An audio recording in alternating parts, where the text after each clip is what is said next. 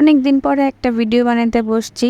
তো ইদানিং ফেসবুকে দেখতেছি তরমুজের একটা ভাইরাল ডেজার্টের রেসিপি। তো আমি চিন্তা করলাম যে আজকে একটু ডেজার্টের রেসিপিটা নিজে একটু ট্রাই করি। কখনো এরকম ট্রাই করি নাই। তো এটা হচ্ছে একটা ডাবের পুডিংয়ের মতোই ওয়ান কাইন্ড অফ। তো এটা তরমুজের পুডিং। আমি জানি না এটার কি নাম দেয়, কিন্তু আমি এটা তরমুজের পুডিংই বলবো। তো যেটা হয়েছে, তরমুজটা কিনে আনার পরে আমি তরমুজটাকে ২ ভাগ করে ভিতর থেকে এই তরমুজটাকে আলাদা করতেছি আর খোসাটাকে আলাদা করে রাখতেছিলাম। আর আমি খুব বড় তরমুজ নেই, জানি না খাইতে কীরকম হবে। আর তার জন্য আমি একটু ছোট তরমুজই নিয়েছি, যেহেতু ফার্স্ট টাইম ট্রাই করতেছি। আর এই যে আমি খুব ভালো করে তরমুজ থেকে তরমুজের খোসাটারে আলাদা করে নিয়েছি আর এটাকে একটা শেপ দিতেছিলাম।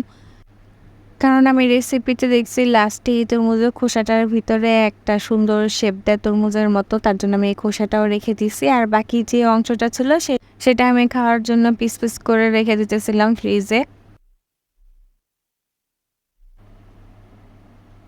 আর এই যে এখন ওই তরমুজটাকে আমি ব্লেন্ড করে নিব, সাথে সামান্য একটু চিনি অ্যাড করে নেব, কারণ তরমুজটা বেশি একটা মিষ্টি ছিল না। যে যতটুকু মিষ্টি খায়, যেহেতু আমরা সবাই একটু মিষ্টি পছন্দ করি, তার জন্য আমি একটু চিনি অ্যাড করে নিয়েছি।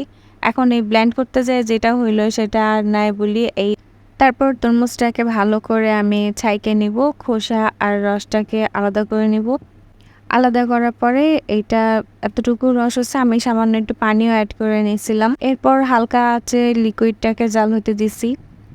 এ পর্যায়ে আমি ঠান্ডা পানিতে ২ চামচ আগার আগার ভালো করে মিক্সড করে নিয়েছি। ভালো করে মিক্সড করে সেই লিকুইডটার সাথে আবার জাল দিছি এবং জালটা দিছি ৪ থেকে ৫ মিনিট, মানে একটা বলক তুলছি মাত্র। একটা বলক তুলে আর এখানে কন্টিনিউ নাড়তে থাকতে হবে, নাহলে এই জিনিসটা জমাট বেঁধে যাবে। তারপর এখানে আমি ওই যে খোসাটা রেখে দিয়েছিলাম, সেই খোসাটার ভিতরে একটু ঢাললাম, একটা তরমুজের শেপ আনার চেষ্টা করছি। আর বাকি যা অংশটুকু ছিল সেটা আমি প্লেটে রেখে দিছি। তারপরে এইটাকে এখন ফ্যানের বাতাসে একটু ঠান্ডা হতে দিব, দেন ফ্রিজে রেখে দিব। ফ্রিজে রেখে তারপরে এইটাকে আমরা পরে কাট করে দেখব আসলে এটা হয়েছে কীরকম। আর এই যে এটা ফাইনাল লুক, এখন ঠান্ডা হয়ে গেছে, এটাকে কেটে দেখবো কেমন হয়েছে। পুডিংটা কিন্তু ভালো মতোই জমে গেছে, দেখতেও ভালো হয়েছে।